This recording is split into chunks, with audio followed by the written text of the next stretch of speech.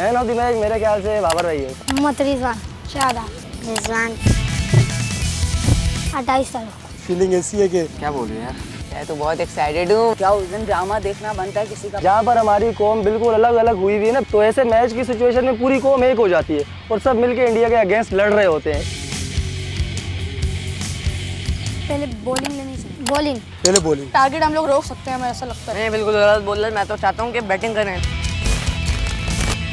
ओह God नहीं यार। कराची वालों के साथ तो हो ही जाती रही है शुरू से।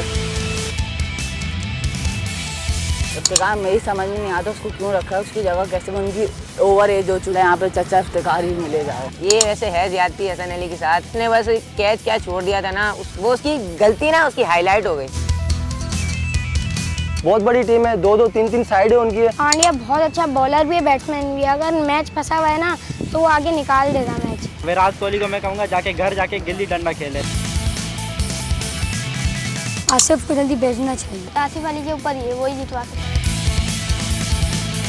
ये एक बार देखा था, अच्छी बॉलिंग कर रहा था। नहीं, ऐसे बहुत से बॉलर हैं पाकिस्तान के अगेंस्ट।